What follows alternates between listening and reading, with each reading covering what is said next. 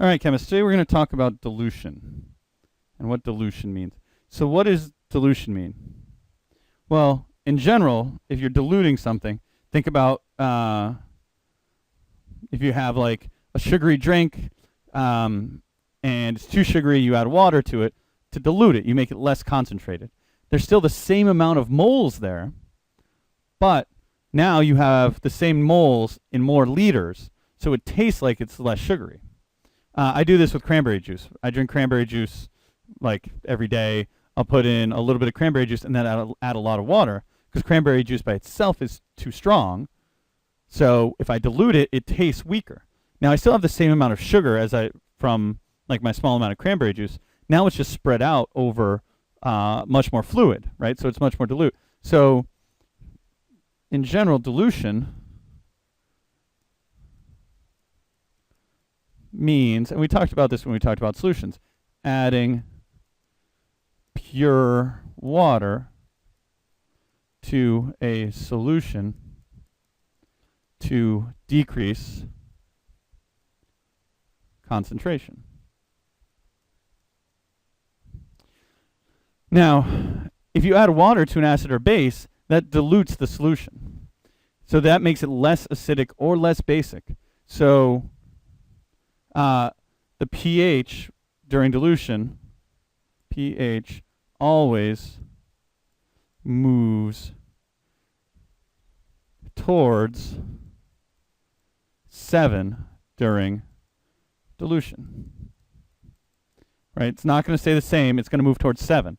Now, if it's an acid, it's going to move up towards 7. If it's a base, it's going to move down towards 7. But whenever you dilute something, the pH is going to move towards 7. Now, if you think about it this way, if you have a highly concentrated acid and you spill it on your skin, well, that means you have a lot of H pluses there to react with your skin. But if you dilute that acid and you pour the same volume, the same amount of drops on your skin, well, it's diluted now, so there's less acid to react with your skin, so it's safer. So you can never turn an acid into a base by diluting it, and a base can never be turned into an acid. That goes back to this pH always moving towards 7 during dilution. Now, I wanted to talk about one more thing I didn't talk about it last lecture, and I sort of meant to. Logarithmic,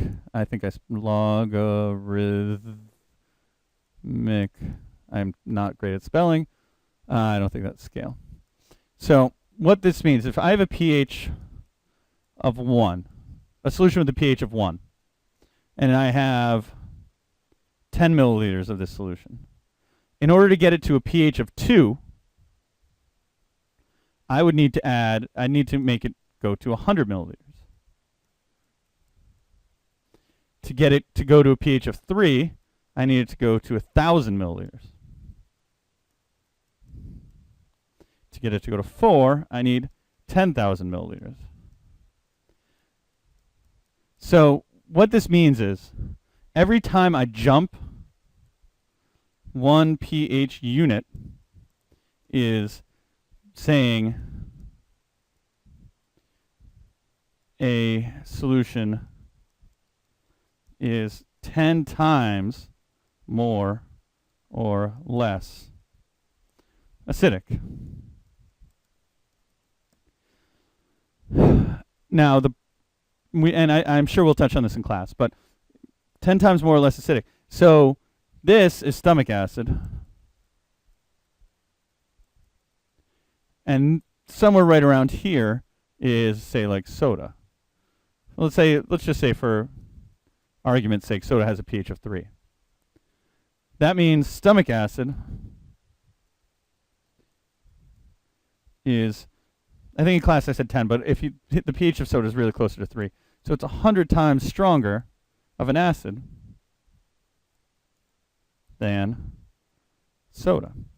Now maybe some of you have seen those videos where they use soda to like remove rust from a battery, from a corroded battery. Yeah, acids can do that. That doesn't mean necessarily that, soda's not good for you. But it's not something that like a little bit of soda is going to harm you that much. The same thing could be true. You could use stomach acid to clean a battery, although I wouldn't recommend that because that would mean you'd have to throw up, and that's gross. So just so you know, for every pH unit that you move, It's 10 times stronger or weaker. So that's what this is saying here. A 10x dilution moves pH by 1 unit, right? So if your concentration is 0.01 moles per liter of H+, your pH is 2. Now if I add 10 times as much pure water, I decrease the concentration 10 times, pH goes to 3, et cetera, all the way down to pure water. Okay, so how does dilution affect acids and bases? Dilute solutions are less acidic and less basic than concentrated solutions.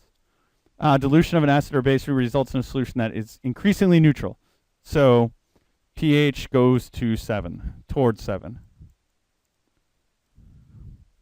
And it is not possible to go past the pH of 7 when diluting an acid or base.